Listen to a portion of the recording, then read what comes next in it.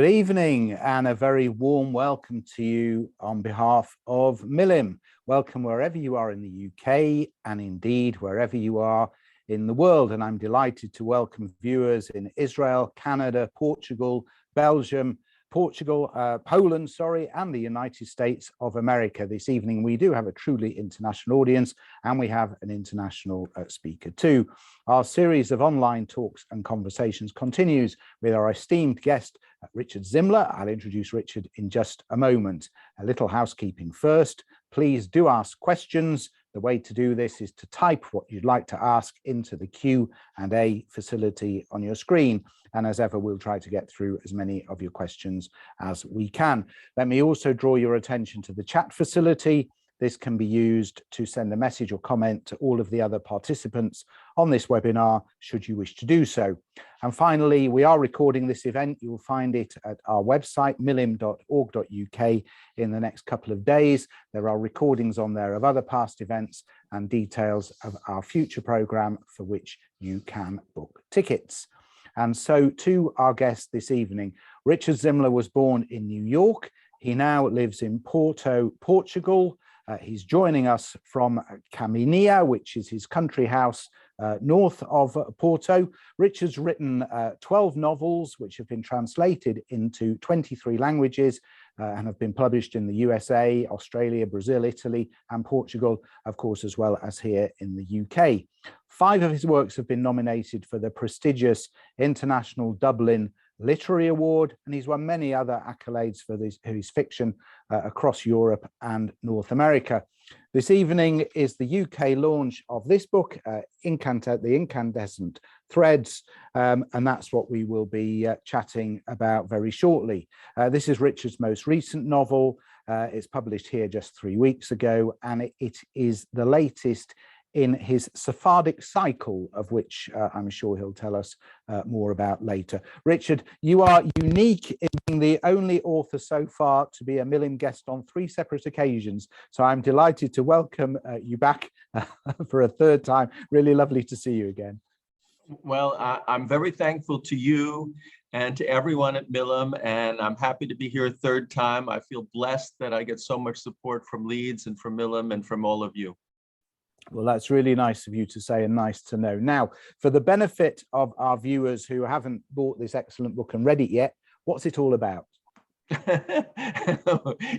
Yeah, you know, when you talk to film producers, they ask you to tell you what's it all about in 1 sentence. So it's you pretty can have hard. As many as you want. Oh no, it's about 2 wonderful, charismatic cousins, Benny and Shelley Zarko, who were the only survivors of the Holocaust in their family. But it's not about the camps or really about the ghettos or anything. It's about their lives afterwards, how they remake their lives.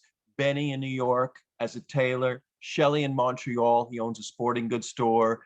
And I guess one of the unusual things about the book is they're not the narrators. The book is told from 5 different perspectives, from the people they most love, about them. So we learn about Benny and Shelley, for instance, from Benny's wife, Teresa, from Shelley's wife, Julie, from their best friend, George, who's half Jewish, half Navajo, and who helps get Benny to America, from the Christian piano teacher who hides Benny in her home when he's a young boy being sought by the Nazis. So it's basically about these 2 men and the deep effect that they have on their loved ones and friends. And one other topic that seems very important to me, how we pass on trauma to our loved ones against our best intentions. In other words, how Benny and Shelley pass on their suffering during the war, during World War II, to their kids and their friends against their wishes, because that's the last thing they want to do. Now, you say that this is part of the Sephardic cycle. What is that? What else makes up the Sephardic cycle? Yeah. Well, when I wrote my first novel, which was The Last Kabbalist of Lisbon, which is set in Portugal in 1506 during an anti-Semitic riot, a true story in which 2,000 forcibly converted Jews were murdered.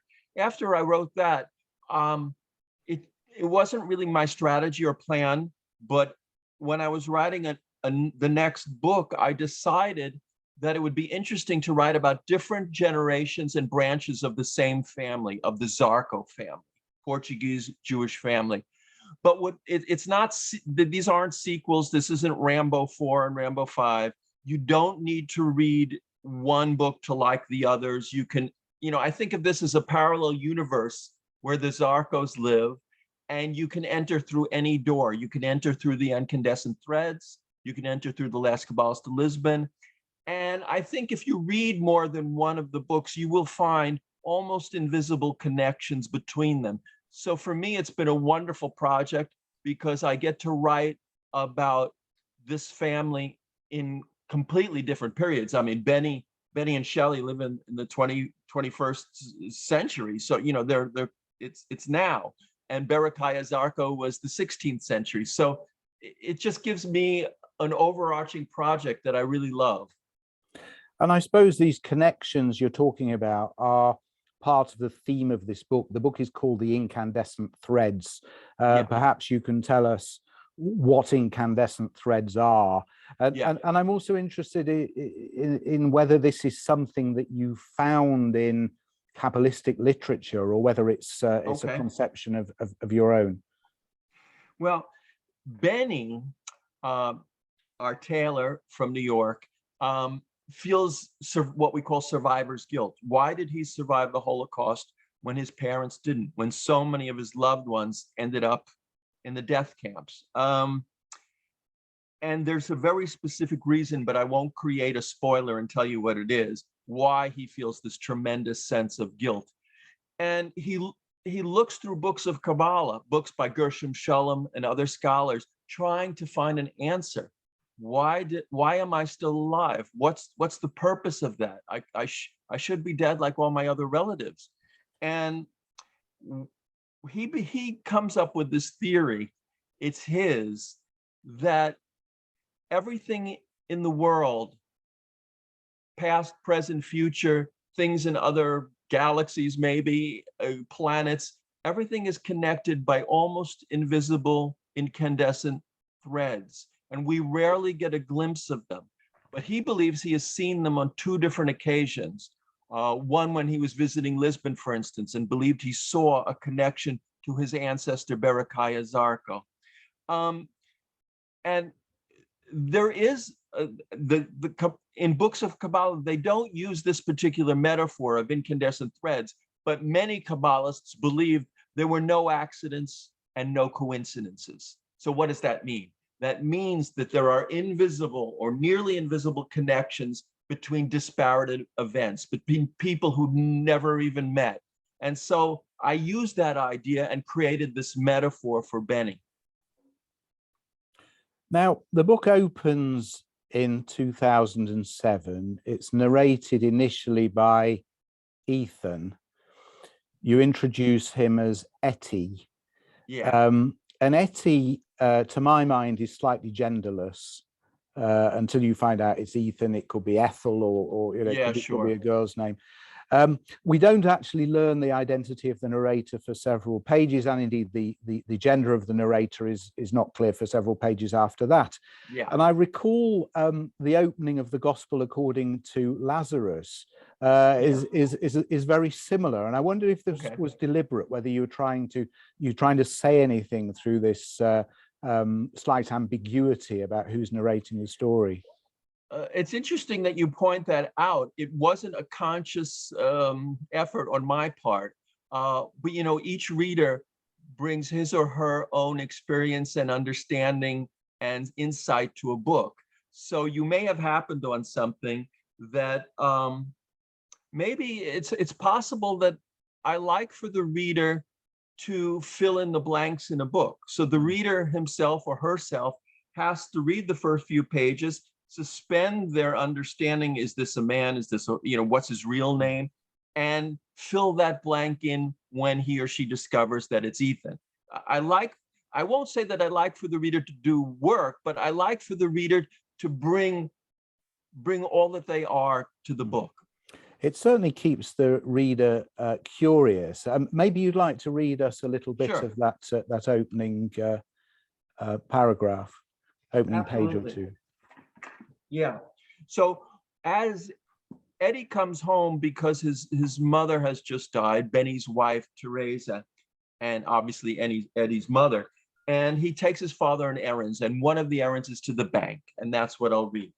All the time we were in the bank, while he was writing out his withdrawal slip and bantering with our favorite teller, Lakshmi, and drinking a cup of coffee with the bank manager, and making a quick pit stop in the employee bathroom, I kept imagining my father as a panicked 11-year-old boy at the window of the tailor shop where he spent his afternoons inside the Warsaw ghetto, waiting for his parents to return home. As a kid, I used to try to imagine what my father's parents looked like. From clues he dropped, I end up picturing them as rumpled, ravenously hungry versions of Edward G. Robinson, and if you can believe it, Barbra Streisand. Why Barbra Streisand? Dad said his mom used to sing to herself while she cleaned their apartment. He once hummed a bar of her favorite tune to me. Mom later told me its title, Chrysanthemi Złoiste, Golden Chrysanthemums. The lyrics begin like this. Golden chrysanthemums in a crystal vase are standing on my piano, soothing sorrow and regret. Occasionally, I find myself singing that verse to myself. My own voice has come to sound to me like a form of defiance of the way the world has tried to keep my father and me apart. Dad always grades the public bathrooms he uses for cleanliness, but this time he had no comment. I didn't notice a thing he said when I asked for his report. Though he looked a bit weary on shuffling back to me, he regained his energy the moment Lakshmi fetched him a second cup of coffee. He appreciates coffee more than anyone I've ever met, even the bank's stale brew. He licked his lips after every sip as if it were honey, and to make Lakshmi grin at him. I admired how he charmed everyone, even now, after Mom's death, and also how he jabbered away so knowingly with the bank manager, Ed, about the upcoming baseball season. His coat open to reveal his University of Utah t-shirt, a gift from an old friend, unconcerned about its fraying collar. When Ed gave me the familiar signal with his eyes, I told Dad it was time we let our friends at Chase Bank go back to earning profits. Just before he and I walked back through the parking lot to my car, I did up the top button of his overcoat, and he smiled at me, a tight, boyish one meant to look sweet-natured and to cover what he was really thinking. The smile, my mother and I used to call it. Did Dad learn how to shield himself with that smile when he first entered the ghetto in November of 1940, or only after his parents were loaded on a transport to Treblinka a year and 9 months later? I never asked. I learned to avoid leading him back to the cramped, nearly lightless ground floor apartment where he lived in the ghetto. Brilliant, thank you. And I love the way you managed to weave the history into the narrative almost indirectly, Right. which sort of fills the reader in with what he or she needs to know. Now, the book's in 6 parts. Yeah. And I noticed that typographically, the parts are different. So part 1 has got bold chapter titles, part 2's got chapter numbers, 3, Right. 4, and 5 have neither, and then part 6 has the titles once again. What's the thinking behind that? Well, there are 5 narrators, as you say, writing 6 different chapters because Ethan writes the first and the last one. And I really wanted them to have different voices. I wanted them to be real people. You know, Teresa's voice, Benny's wife, is different from Ava's voice, the woman the piano teacher who saves Benny when he's a little boy. So I consciously worked on making the chapters sound different to the reader's ear and even look different, because as you say, some of them have these sub-chapters. It certainly works, and we'll come back to the characters if we may in a moment. But tell us a little bit about the research you needed to do to write this book. There's some very detailed narrative about wide-ranging things. What sort of things did you have to do to find out what you needed to know? You know, I read and listen to everything. I take too many notes. I take piles of notes. I could write an encyclopedia, but of course I'm working on a novel, so I have to eliminate 95% of what I learn. But for instance, to learn about the Warsaw Ghetto, happily, I had a lot of books already because I'd visited there to do a book tour, and I came home with maps and guidebooks and people's journals about what the Warsaw Ghetto. There was a wonderful historian living there, Emanuel Ringelblum, who kept very detailed notes about concerts and the cost of riding the streetcar. And, so I had the Warsaw Ghetto, and I reread all those notes. A lot of the book takes place in Montreal, let's say in the 1960s and 70s. So there I go with the internet, it's easy these days. You put in Montreal, 1960s, 1970s, you find the street names, you find what restaurants were there. I even managed to get Leonard Cohen in there. So sometimes I do about 6 months of preliminary research so that the characters come directly out of what I learn. And then as I'm writing the book, when I come upon a fact or an idea or a philosophy or something, a street name that I don't know, then I go back to the research and I look it up. At one point, one of the characters, George, helped liberate Bergen-Belsen. So I had to check what nationality he was, because who did Americans liberate that camp? Did Brits?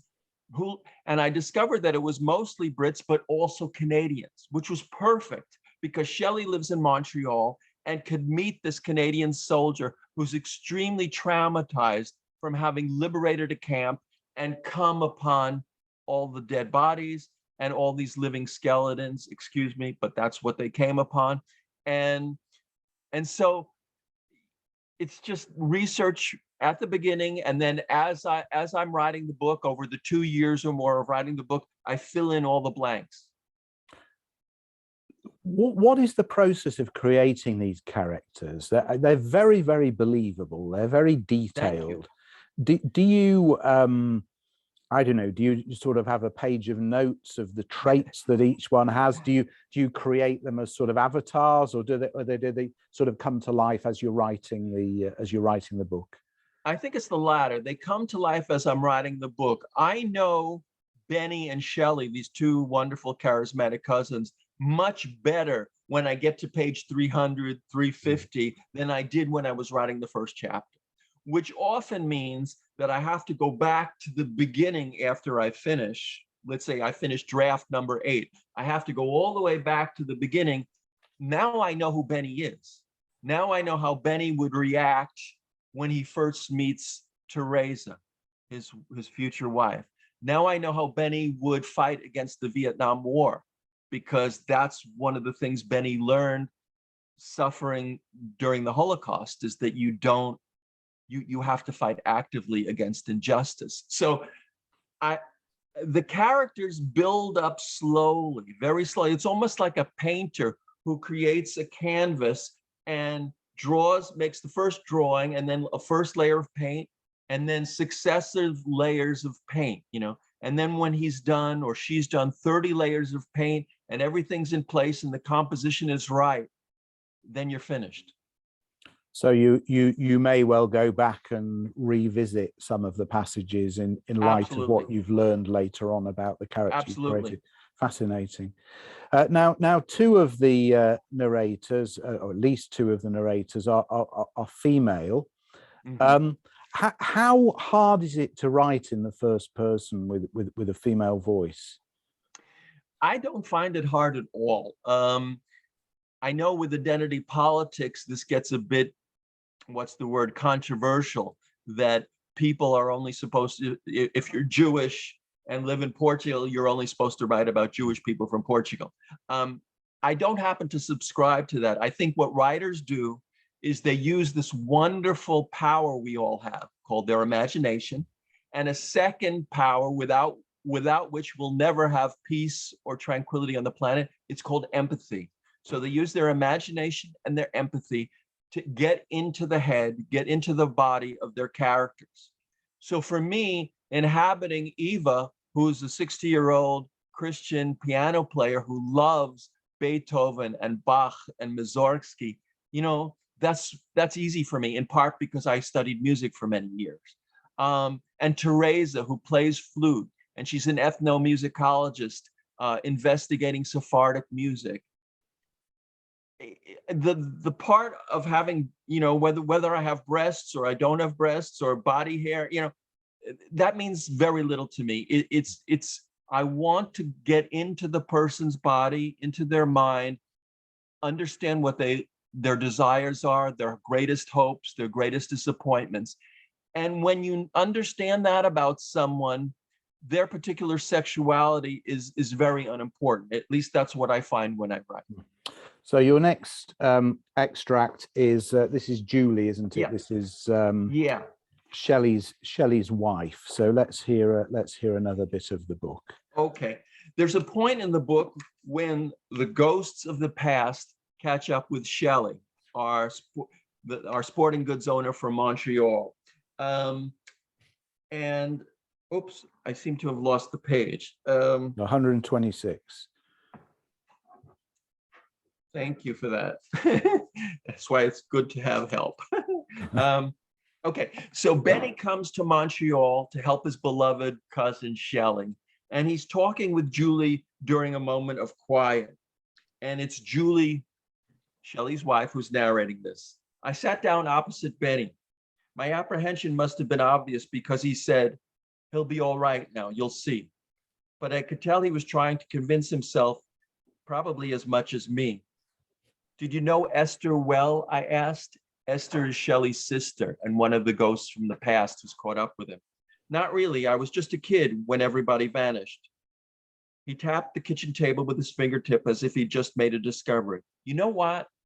I'm going to tell you something I never told anyone but Teresa." "You never told Shelley?"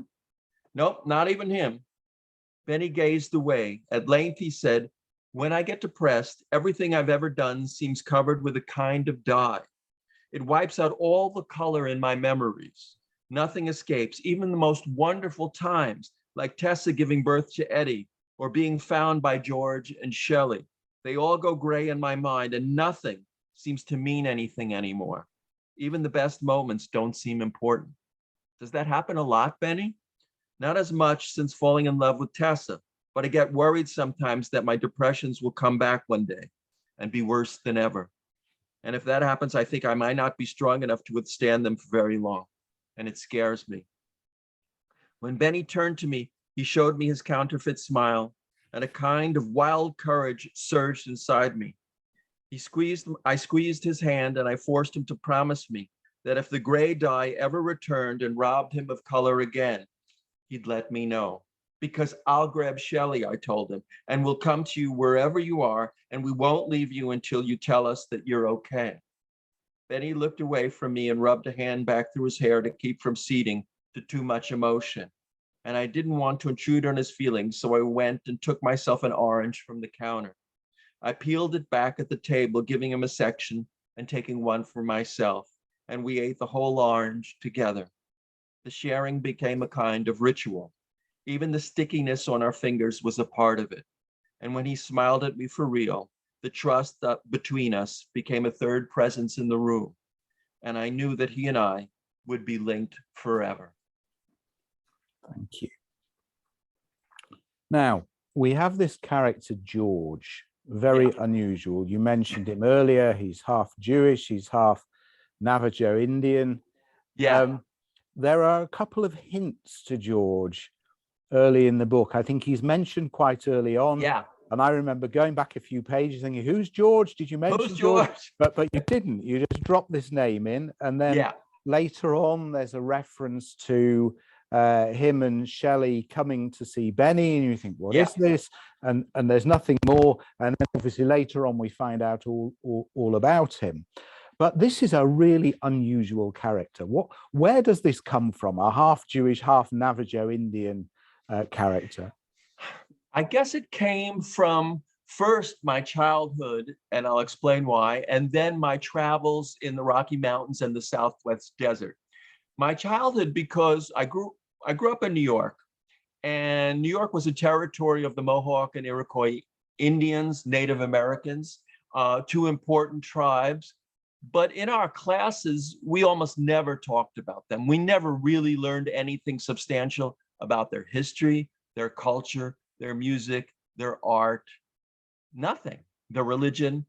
And so later, I guess at the time I didn't question it that much, but later I realized this is insane. The only Native Americans are what we used to call the Indians, the tribes. The rest of us are all immigrants, whether we're Jewish or Italian American or Irish American. The African Americans, of course, were slaves that were forced to come there. So I thought this was crazy. This was a big gap in our understanding of America and what American history was, how the genocide practiced on the Indians, which I think obviously for any Jewish person has a especially important meaning. And so whenever I've traveled in the West, and I've done that quite a bit with my husband over the last 12, 14 years, you realize that Native American culture still exists. Many of them may be on reservations, but their petroglyphs and pictographs on the cliff faces are there.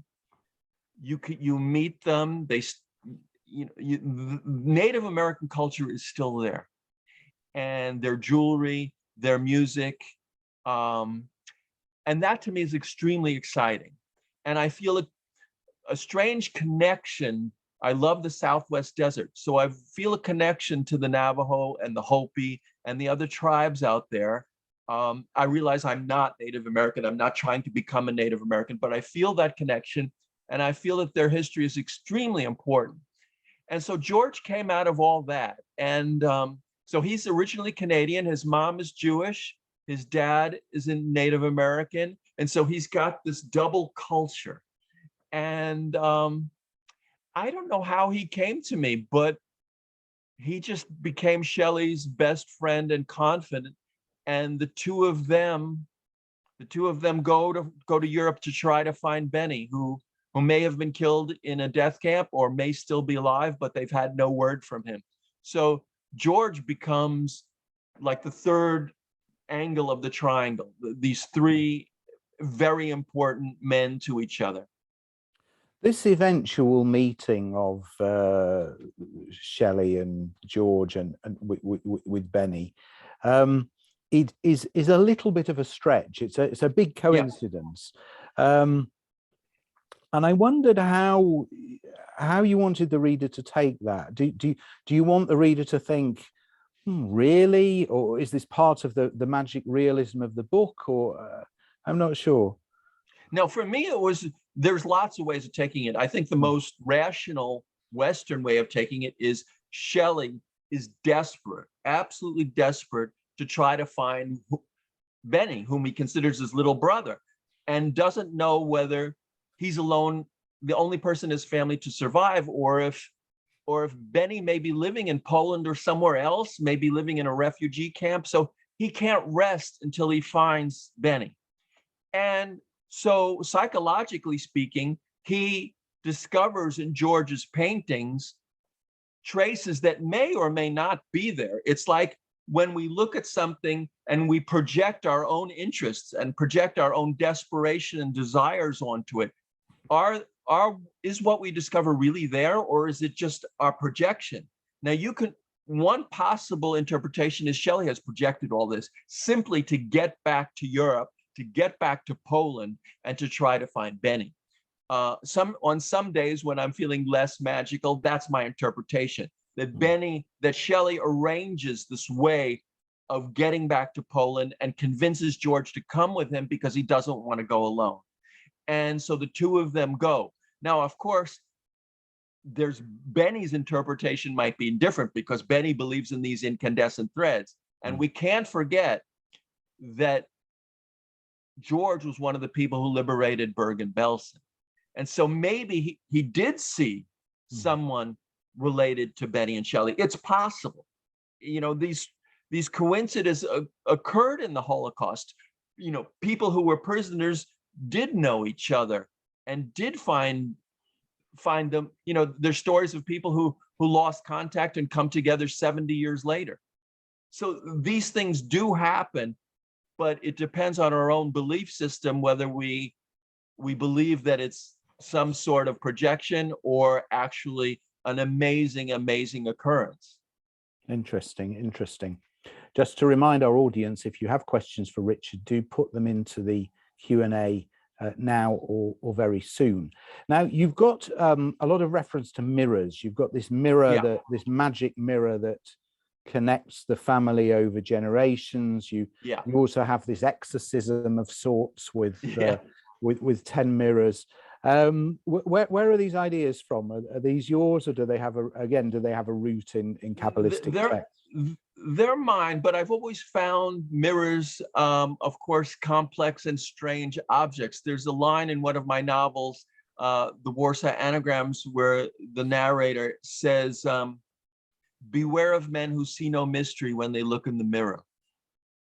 Because I think when all of us look in the mirror at ourselves, we do see the mystery of our own existence. How are we here? Who is this I inside my head, and why do I look the way I do? And so, mirrors are important in literature in general, and for our understanding of ourselves. This is also one of the small connections to the last Kabbalist of Lisbon, in which I talk about the bleeding mirror, a mirror that bleeds every time a Jew is killed. And so when there's a pogrom and 2,000 or 4,000 or 6,000 Jews, it runs with blood. So I brought this mirror back to be it comes back towards the end of the novel. Now, in terms of this exorcism or this spiritual, how Benny and Julie come to save Shelley from the past that has caught up with them. Again, we can use this completely rationally and have our perspective be that Shelley has repressed his suffering and his traumas for so long that they finally caught up to him in this and are expressed in a very strange way, which is reality. That does happen to people. Or if we're more magically and Kabbalistically inclined, we can actually believe that there's some sort of possession happening here. And so, but it was my original concept that Benny would use these 10 mirrors. I don't know where it came from. I was trying to come up with a realistic way of how Benny would save his cousin. And this seemed to me a way worthy of him and worthy of Jewish mysticism. We have a question from Malcolm Addlestone. Which novelists or historians do you most enjoy reading? And he wonders to what extent they influence your style and choice of subject. Okay, thank you. Novelists, I have very wide tastes. I love an American novelist from last century, Willa Cather. She wrote about rural areas in America. She has a masterpiece, in my opinion, called My Antonia. That's always worth reading. I've read the modern Jewish novelists like Philip Roth and Saul Bellow and Mordecai Rickler, but I've also read a lot of Italian neorealism with Ignazio Cillone and Carlo Levi. For the Holocaust, I think nobody can beat Primo Levi. I mean, I just had to reread one of his books, Survival in Auschwitz is the American title. And, it's just incredible. Whenever people ask me about the Holocaust, and they do in Portugal because it's not so well known here, I say, read Primo Levi. And so he's an historian that's been extremely influential on me. Of course, the great scholar of Kabbalah is Gershom Scholem, a Jewish German scholar from last century who almost single-handedly revived the tradition of Jewish mysticism and made it accessible in his books to people like me. I can't read Hebrew, I can't read Aramaic or Latin or Greek, and Gershom Scholem makes all that accessible. His first masterpiece is Major Trends in Jewish Mysticism, so I would certainly recommend that to anyone who's interested in the incandescent threads in terms of Jewish mysticism. Interesting. Yes, Scholem was a great force of Kabbalah at the time. There's obviously been a lot more written since then. I'm interested to what extent this book was scoped in its entirety before you started writing it, or did it sort of emerge on the way? I am unable to plan a book from the beginning to the end. Not only am I unable to do so, I don't want to do so, because when you do that, you end up pushing, you end up creating a contrived plot, because you already know that in chapter 13, the main character is going to get divorced and be very unhappy and try to commit suicide. And in chapter 26, he's going to meet a new beautiful love, and and everything's going to be great. Novels don't work like that, in my opinion. The chapter 1 determines chapter 2, which determines chapter 3. It's a bit, novels are different from real life, but they are similar to real life in that sense that, the Zoom or that we're doing this evening may impact, what we talk about tomorrow to our loved ones. And so to write now what we're going to talk about tomorrow doesn't make any sense. First, we have to do the Zoom. And so I love that, because I discover as I'm writing what the book wants to be, what the characters intend for themselves. And I retain control to some extent, but I allow the book to really determine its own journey. And I love that, because it's always a surprise to me. And does that go as far as to deciding who the next narrator is and what the next time period is? Definitely. When I wrote the first chapter, written by Ethan, Benny's son, I thought, well, now what? Now what do I do? And as you pointed out, he mentions people in that first chapter whom I really don't explain. He mentions Julie, Shelley's wife, and he mentions George. And I think, well, these people have to come in the next chapters. So there is a chapter written by George. There is a chapter written by Julie. We learn who they are. We learn why they're important to the cousins. And so it became incredibly exciting to me, because the first chapter had like the kernels of what was going to become a big novel, an ambitious novel. And I prayed that the reader would be patient enough to discover that with me. And so I had to write the first chapter very carefully to use these names, but not frustrate the reader. The first chapter had to stand on its own without the reader saying, oh, well, I read the first chapter, but I still don't understand what's going on. That would have been awful. We have a question from Chris Jordan. Have you ever modeled a character after somebody you know? I did once. Writers will always tell you that it's probably a big mistake, because that person always recognizes himself or herself and gets angry that the portrait is not like them. It's too mean or too big or too tall or too insensitive. And so I stay away from that by nature. I don't use other people. I do use conversations I've had with my mother, may come back 30 years later. My people I knew who were musicians, like Teresa's a flute player, and I knew a lot of musicians when I studied music. So I'm sure there are people that I knew who are in Teresa.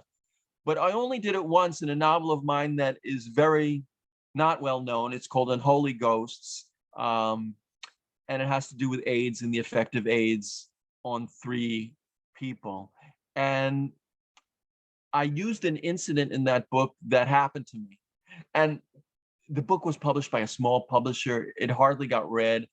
But this is one of those amazing coincidences. The person whom I was describing found out about it and read it and wrote me a letter saying, I got it all wrong. And so that was another lesson, just avoid modeling characters on real people. It is quite interesting. I know a writer here in Leeds, and it will say in the front of the book, all the characters are totally fictitious. Right. And if you read his work, because I grew up with the people he grew up with, I know who these characters are. Who they are. Yeah. And it's quite obvious who they are. Maybe it's not so obvious to the people themselves. Someone like Philip Roth, whom I greatly respect, he does model his characters on real people, and he's gotten into huge problems with that. For instance, he was married to Claire Bloom, and there's a character in one of his novels modeled on her and her daughter after they were divorced, and he was attacked. So And that's That was interesting because he puts maybe two levels between him and his first person narrator. yeah. He creates quite a lot of distance between himself and the narrator. But yes, he does, and maybe that's his form of protection. But sometimes it becomes quite obvious who he's talking about. I mean, there was a novel of his called The American Pastoral, I think it was, and there's one of the characters is called the Swede, who's this, you know, like super Jew. He's a great football player and intelligent, and you know, marries a beautiful woman. And I know who he based it on because my publisher in America for a while was Peter Mayer, who used to run Penguin Books. And Peter told me that Philip Roth spoke to his father because the character is based on his father. The Swede is Peter Mayer's father. And Wow. so, you know, but it's just very dangerous. So interesting. This guy wrote you a letter. Do you get much feedback in general from readers? Do you have a sort of ongoing dialogue with people who read your books? I do. Because I participate in Facebook in particular, I get a lot of comments from readers, especially in Portugal, because here I'm very well known. Occasionally I'm on TV, so people know my face. I walk around Lisbon and Porto. So when you live in a country as small as Portugal, people do get to know you and come to the book fairs. And so I get a huge amount of usually lovely, wonderful, supportive comments from readers here. And I'm always extremely grateful. It's a real boost to me on a bad day, you know, during COVID-19 when I can't leave the house. And someone will write me a beautiful email saying that Hunting Midnight or The Last Kabbalist changed their life. I mean, it doesn't get any better than that. That's amazing. This is the fifth book in the cycle. Do you think there's more? Do you think there's more to tell about the Zarko family? Yeah. Yes, because I've spent the last 4 years and several months writing 2 new volumes. So I have no idea when they'll come out, but I've written this 2-volume work that's set in the 17th century with another branch of the Zarkos. Once again, it's completely independent. You don't need to read any of the others to like this one. You can just read the Incandescent Threads or the Last Kabbalist, whatever you want. But I love researching Portugal in previous centuries partially because, like the UK, those places are still there, and they still, in some cases, look like they did in the 17th century. This book starts in a little village in the interior of the country called Castelo Rodrigo. It's all granite. It's on the top of a hill, and nothing's changed. And so I love that about Portugal, maybe because I'm American, and I grew up in New York where everything's modern. I love the fact that I look around me and there's history. There's history. But also, certainly in my experience, every other person in Portugal has a Jewish connection of some sort. They've all got Jewish grandparents or great-grandparents or know somebody. They're very palpable connections. Well, unlike Spain, which kicked the Jews out in 1492, as we all know, ethnic cleansing, Portugal in 1496, the king issued an order of expulsion, but he didn't expel the Jews, because 3 months later, he invited them to Lisbon to get boats to leave to wherever they wanted to go. And instead, he arrested them, he corralled them, and he had them forcibly baptized. So the Jews were never expelled from Portugal. They were forcibly baptized and became what we call new Christians or conversos. And so over the course of the next 2, 3, 4 centuries, these people obviously intermarried. I mean, I hate to use the term intermarried because it makes it sound like we're a different species, but new Christians married old Christians. And so there's this huge mixture in Portugal that you might not get in Spain because the Jews there did leave. I was going to ask you if it becomes easier or more difficult to continue to find inspiration for your fiction, but from the sound of things, you are being more prolific as time goes on. I don't, when I finish a novel, I'm so exhausted that I can't do anything for 3 or 4 months. I crochet, I watch basketball on TV, I garden. I don't even read. I can't look at words, because if I look at words, I start thinking about sentences and the rhythm of paragraphs. So I avoid all that.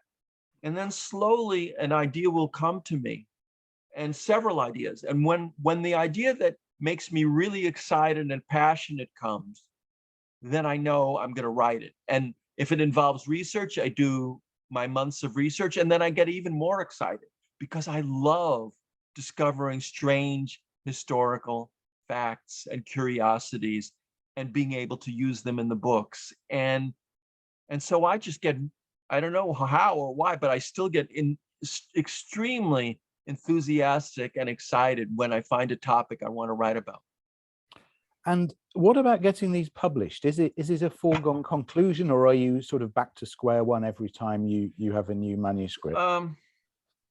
COVID screwed up a lot of things for me. I had a publisher in Britain, but COVID really impacted his business economically, so he wasn't going to publish any new books. So there I was, left alone with the Incandescent Threads, after he'd already said he was going to publish it. So, it was crazy for me. I lost many months, but I got lucky because I knew a publisher, and I should have thanked them at the beginning, Richard of Parthian Books. We'd met years ago at the Hay Festival, and I didn't know what to do.